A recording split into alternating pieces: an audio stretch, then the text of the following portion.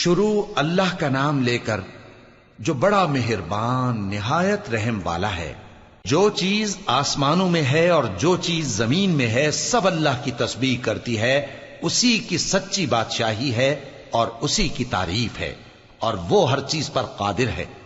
وہی تو ہے جس نے تم کو پیدا کیا، پھر کوئی تم میں کافر ہے اور کوئی مومن، اور جو کچھ تم کرتے ہو اللہ اس کو دیکھتا ہے۔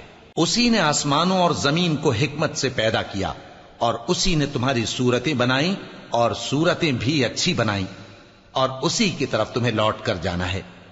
جو کچھ آسمانوں اور زمین میں ہے وہ سب جانتا ہے، اور جو کچھ تم چھپا کر کرتے ہو اور جو کھلم کھلا کرتے ہو اس سے بھی آگاہ ہے، اور اللہ دلوں کے بھیدوں تک سے واقف ہے۔ کیا تم کو ان لوگوں کے حال کی خبر نہیں پہنچی جو پہلے کافر ہوئے تھے؟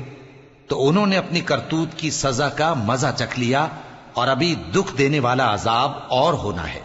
یہ اس لیے کہ ان کے پاس پیغمبر کھلی نشانیاں لے کر آتے تو وہ کہتے کہ کیا ایک آدمی ہمیں ہدایت کرے گا؟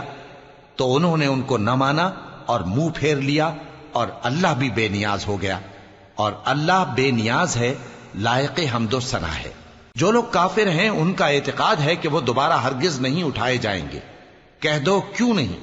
میرے پروردگار کی قسم تم ضرور اٹھائے جاؤ گے، پھر جو کام تم کرتے رہے ہو وہ تمہیں بتائے جائیں گے، اور یہ بات اللہ کو آسان ہے۔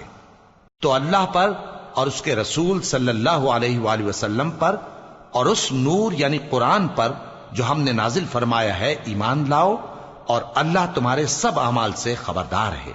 جس دن وہ تم کو اکٹھا کرے گا یعنی حشر کے دن، وہ نقصان اٹھانے کا دن ہے، اور جو شخص اللہ پر ایمان لائے اور نیک عمل کرے وہ اس سے اس کی برائیاں دور کر دے گا، اور جنت کے باغوں میں جن کے نیچے نہریں بہ رہی ہیں داخل کرے گا۔ وہ ہمیشہ ہمیشہ ان میں رہیں گے، یہی بڑی کامیابی ہے۔ اور جنہوں نے کفر کیا اور ہماری آیتوں کو جھٹلایا وہی اہل دوزخ ہیں کہ ہمیشہ اس میں رہیں گے، اور وہ بری جگہ ہے۔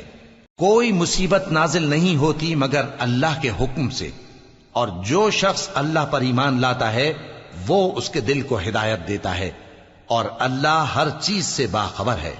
اور اللہ کی اطاعت کرو اور اس کے رسول کی اطاعت کرو، پس اگر تم منہ پھیر لوگے تو ہمارے پیغمبر کے ذمے تو صرف پیغام کا کھول کھول کر پہنچا دینا ہے۔ اللہ جو معبود برحق ہے اس کے سوا کوئی عبادت کے لائق نہیں، تو مومنوں کو چاہیے کہ اللہ ہی پر بھروسہ رکھیں۔ مومنوں، تمہاری بیویوں اور اولاد میں سے بعض تمہارے دشمن بھی ہیں، سو ان سے بچتے رہو، اور اگر معاف کر دو اور درگزر کرو اور بخش دو تو اللہ بھی بخشنے والا ہے، مہربان ہے۔ تمہارا مال اور تمہاری اولاد تو آزمائش ہے، اور اللہ کے ہاں بڑا اجر ہے، سو جہاں تک ہو سکے اللہ سے ڈرو اور اس کے احکام کو سنو، اور اس کے فرمانبردار رہو، اور اس کی راہ میں خرچ کرو، یہ تمہارے حق میں بہتر ہے۔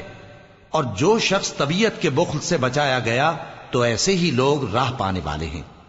اگر تم اللہ کو نیک نیتی سے قرض دو گے تو وہ تم کو اس کا کئی گنا دے گا، اور تمہارے گناہ بھی معاف کر دے گا، اور اللہ قدر شناس ہے، بردبار ہے، پوشیدہ اور ظاہر کا جاننے والا ہے، غالب ہے، حکمت والا ہے۔